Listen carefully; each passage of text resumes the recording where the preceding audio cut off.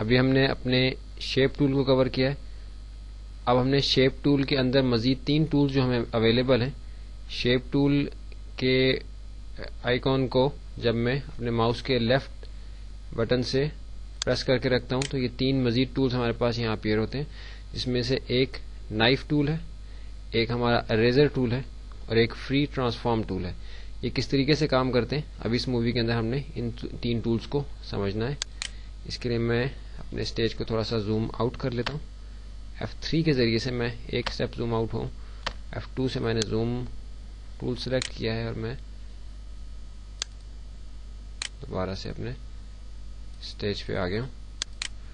ابھی دیکھیے کہ آپ کے کورس آؤٹ لائن کے جو نوٹس آپ کے پاس ہیں اس میں آپ کو نائف ٹول کے ساتھ تھوڑی سی ڈیفینیشن اس کی ایک لائن میں لکھی ہوئی نظر آ رہی ہے بریکٹس کے اندر. Work from edge to edge of same object. Work from edge to edge of same object یعنی ایک ہی آبجیکٹ کی ایک ایج سے دوسری ایج تک یہ کٹنگ کا کام کرتی ہے. یہ نائف ٹول، ہماری نائف ٹول کے بارے میں ہم بات کریں. اس کو سمجھنے کے لیے میں یہاں ایک شیپ، سمپل شیپ، ایک سرکل ڈرا کر لیتا ہوں. پہلے میں نے ایک اسکوائر بنایا تھا.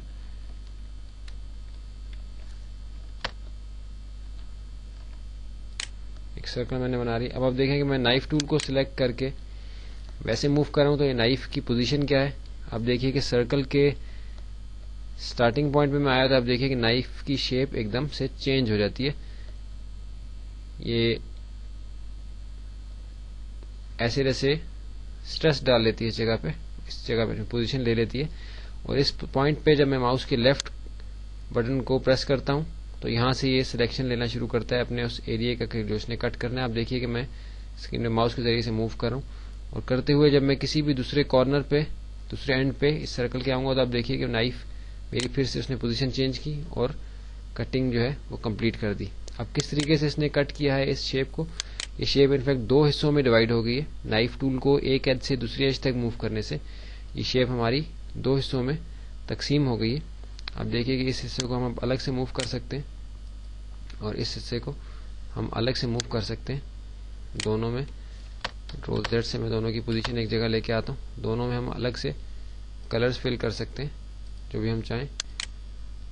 ابھی ایک سرکل جو تھا ہمارا 2 الگ حصوں میں تقسیم ہو چکا ہے نائف ٹول کے ذریعے سے. ابھی اس کے بعد جو ہمارا نیکسٹ ٹول ہے وہ بھی ہم اسی شیپ کے اوپر اپلائی کر کے دیکھ لیں گے. نیکسٹ ٹول ہمارا اریزر ٹول ہے. Shift and move to resize. Eraser tool کو ریسائز کرنے کا طریقہ بھی ہم نے دیکھنا ہے. یہاں سے ہم اریزر ٹول کے اندر جاتے ہیں. اریزر ٹول کو ہم نے سلیکٹ کیا. اب دیکھ رہے ہیں کہ اریزر ٹول کے اسٹروک کا سائز ہمیں یہاں سے نظر آ رہا ہے کہ ہم یہاں سے بھی اس کو چینج کر سکتے ہیں. دوسرا طریقہ اس کو چینج کرنے کا یہ ہے کہ آپ شفٹ کو پریس کر کے ماؤس کے لیفٹ بٹن کو بھی پریس کر کے آپ اپنے کرسر کو موو کرتے ہیں تو یہ آپ کا اریزر ٹول جو ہے وہ اس کا اسٹروک ریسائز ہوتا ہے. یعنی آپ بڑے ایریا میں اریز کرنا چاہتے ہیں یا چھوٹے ایریا میں. ابھی ہم اپنے اریزر کا سائز جو ہے وہ 0.501 جو ہمیں یہاں لکھا ہوا نظر آ رہا ہے، ہم نے وہ سائز لیا ہوا ہے اس کا. ابھی دیکھیے کہ اریزر ٹول کے ذریعے سے میں شیپ پہ اس شیپ کے کسی حصے کو اریز کر سکتا ہوں جس سے کہ ایک نئی شیپ جو ہے وہ سامنے آ جائے گی.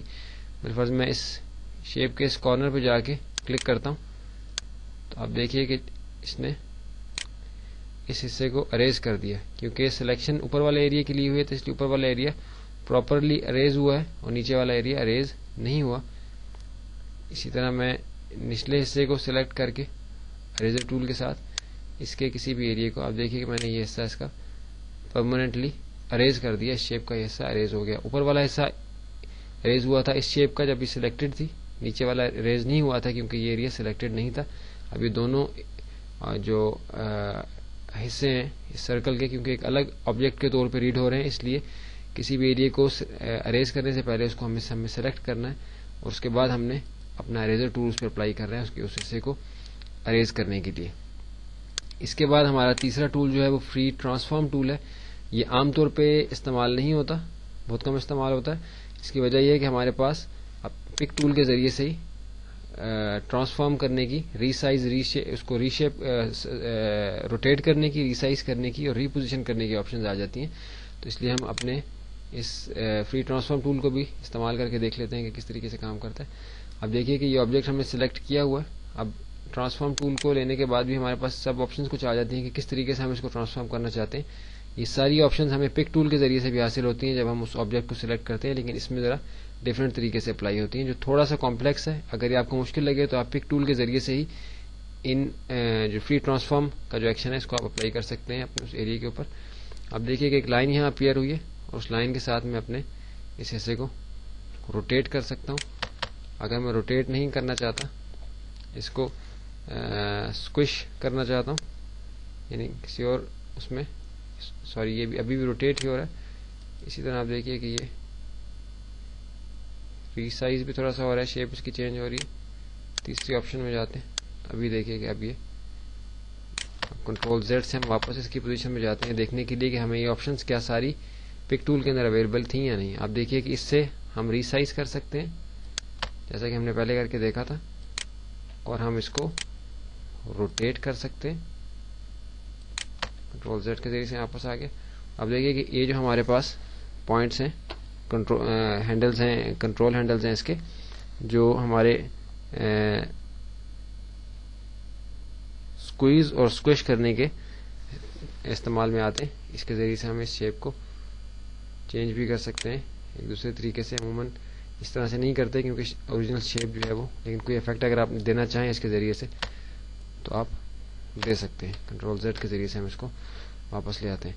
تو ابھی ہم نے اپنے شیپ ٹول کے ساتھ باقی جو 3 ٹولز تھے تینوں کو ہم نے کور کر لیے. اس کے بعد اب ہم اگلے اپنے ٹول کی طرف چلتے ہیں جو کہ ہمارا زوم ٹول ہے.